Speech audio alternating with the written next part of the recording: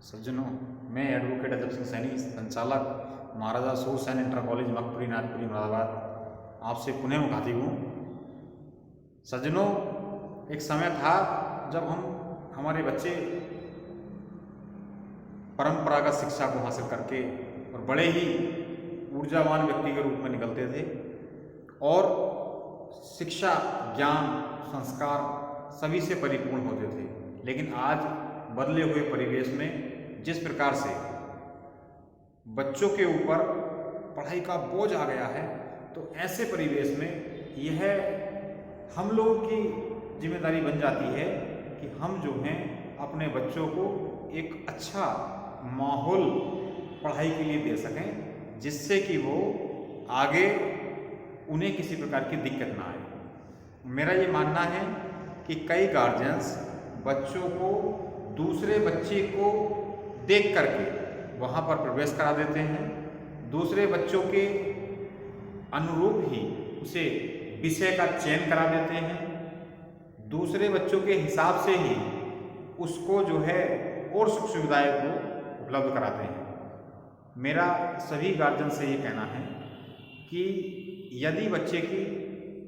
सही आप परवरिश कर रहे हैं और वास्तव में उस जिम्मेदारी को निभाना चाहते हैं, तो गार्जियंस का ये कर्तव्य है कि बच्चे के भविष्य को ध्यान में रखते हुए उसके विषय का चयन बहुत ही सोच समझकर, बहुत ही तर्क वितर्क के बाद करना चाहिए। और विद्यालय का चयन करते समय भी आपकी जो निर्णायक क्षमता है,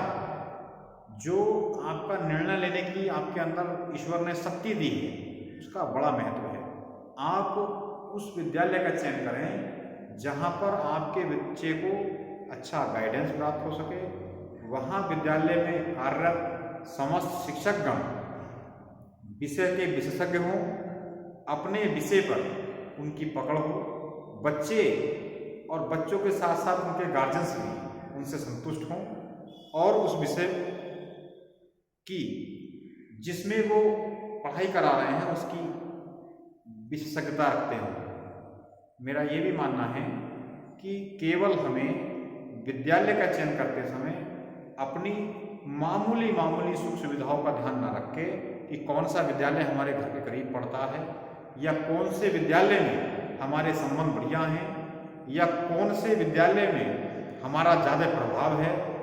हमें इन सब बातों को दरकिनार करते हुए हमें केवल और केवल शिक्षा के बेस पर ही विद्यालय का चयन करना चाहिए, और हमें उस विद्यालय का चयन करना चाहिए जहाँ पर जो विद्यालय जिस समय से लग जाता है,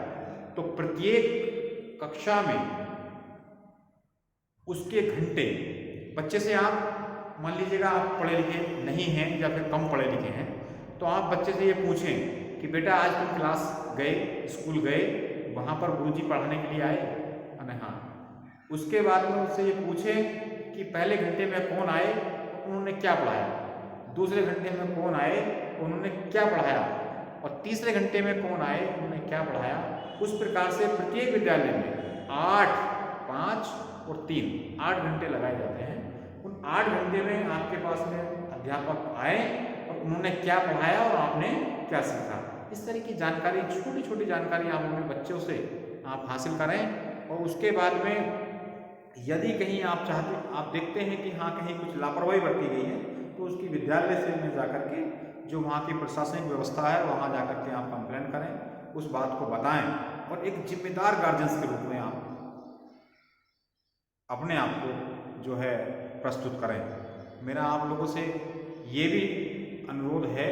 कि आप लोग बच्चे को जिस प्रकार से एक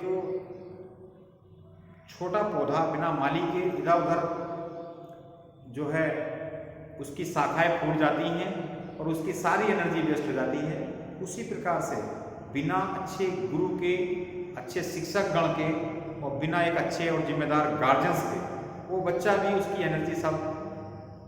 डिस्टर्ब हो जाती है और वो ऐसे समय में गलत डायरेक्शन में मूव कर लेता है। तो मेरा सभी से निवेदन है कि आप जिम्मेदार गार्जियंस बने और जिम्मेदार गार्जियंस के साथ साथ उसको अपना जो बच्चा है उससे ये पूछें, उस पर 10 रुपये आप खर्च कर रहे हैं, 10 मिनट भी आप खर्च करें और प्रतिदिन उससे प्रतिदिन की परफॉर्मेंस पूछें और उसमें ये बात भी ध्यान रखें कि आप जो है बच्चा आपका प्रगति कर रहा है कि नहीं कर रहा है। तो अभी देखने में ये आता है कि केवल माता पिता ने बच्चे का एडमिशन स्कूल में करा दिया और स्कूल में उसको भेज दिया, बाद में देखने में आता है कि माँ बाप एक प्रकार से गैर जिम्मेदार बन जाते हैं और जिसके बहुत भविष्य में जाकर के परिणाम जो हैं बहुत ही खराब हो सकते हैं।